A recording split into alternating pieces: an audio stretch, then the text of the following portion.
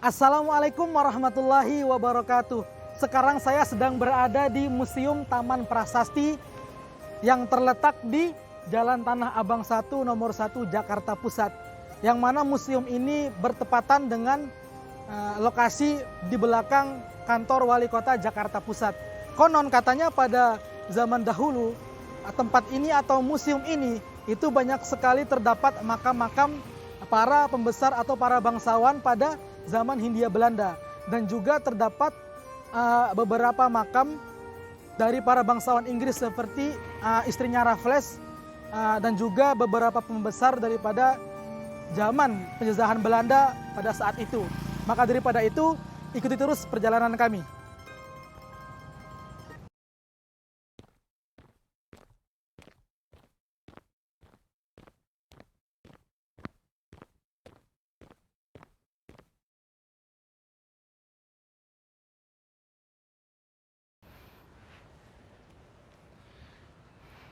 Baik teman-teman, sekarang kita sedang berada di dalam Museum Prasasti ini.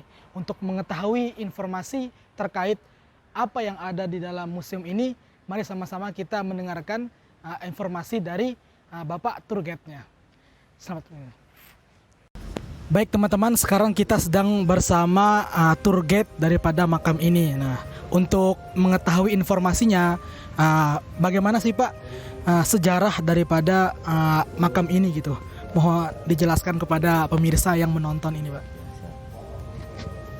Ya, jadi selamat siang, Masnya. Selamat datang di Museum Prasasti. Perkenalkan, nama saya Yudi ya. Saya adalah pemandu di Museum Prasasti. Jadi Museum Prasasti ini adalah salah satu museum milik Pemprov DKI ya. Kita di bawah pengelolaan UP Museum Kesejarahan Jakarta ya. Dan Museum Prasasti ini berjenis museum outdoor. Kenapa? Karena awalnya tempat ini adalah pemakaman khusus untuk warga-warga asing yang tinggal di kota Batavia. Nah, pemakaman ini dibangun dan mulai dipakai itu pada tanggal 28 September tahun 1795. Ya, nah, orang Belanda itu menyebutnya tempat ini adalah Kerkhoffland. Ya, kalau orang kita nyebutnya itu kebun jahe Kober. Ya, nah, luas awalnya tempat ini mencapai 5,5 hektar. Ya, karena diresmikan di tahun 1795, maka tempat ini itu diklaim sebagai TPU modern pertama di dunia. Nah, jadi kondisi kota Batavia pada saat itu mulai padat, tidak sehat dan banyak penyakit, sehingga proses kematian berjalan cepat. Pemakaman mereka yang sebelumnya ada di bawah-bawah gereja itu mulai tidak mampu menampung banyaknya jenazah, sehingga pemerintah kota kemudian mencari lahan baru untuk dijadikan pemakaman. Menurut mereka, kebun jahe Kober ini lokasinya sangat strategis ya, karena pertama berdekatan dengan aliran Sungai Kukut dan luasnya cukup, dan letaknya pun cukup jauh dari pusat kota, yang mana pada saat itu mereka baru-baru percaya bahwa pemakaman itu bisa membuat kondisi udara di kota itu tidak sehat ya, makanya tempat ini cukup jauh dari pusat kota. Nah, dalam perkembangannya kebun jahe Kober ini menjadi pemakaman yang presisius karena banyak pejabat tinggi, pelaku sejarah dan selebritis di masanya. Nah, pemakaman umum kebun jahe Kober ini berlangsung dari zaman VOC, kemudian zaman Hindia Belanda, terus masuk ke pemerintahan Inggris, kembali ke Belanda, dan sampai penjajah Jepang, dan sempat digunakan oleh pemakaman umum untuk orang-orang Indonesia terutama yang beragama Nasrani. Nah, pada tahun 1975 tempat ini kemudian dipugar atas prakarsa Bapak Gubernur Ali Sadikin pada saat itu.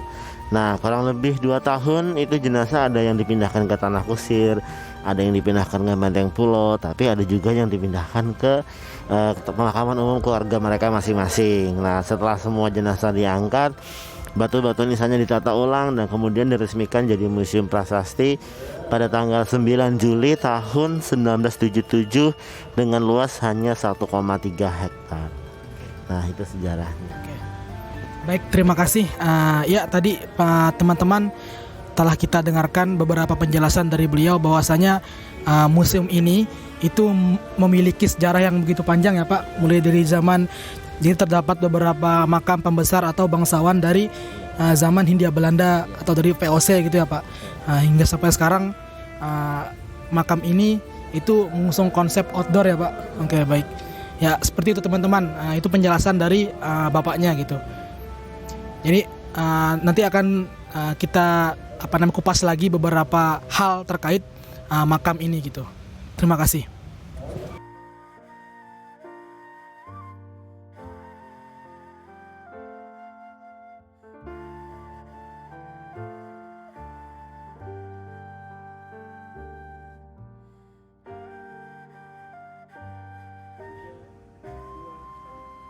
Ya, saat ini kita sudah berada di salah satu koleksi museum prasasti, yaitu patung Kayeng Leli atau patung menangis ya. Nah, jadi sejarahnya dulunya ada seorang istri yang baru beberapa bulan menikah, tiba-tiba suaminya ini meninggal karena penyakit malaria. Nah, dia karena nggak kuat menahan kesedihan, akhirnya dia memutuskan untuk bunuh diri. Makanya keluarganya sengaja membuat ornamen batunya seperti ini agar setiap orang yang datang ke sini tuh bisa merasakan kesedihan yang dia alami, itu Mas ya. Baik, berikutnya nanti kita akan ke prasasti nisannya Dr. H.F. Roll ya.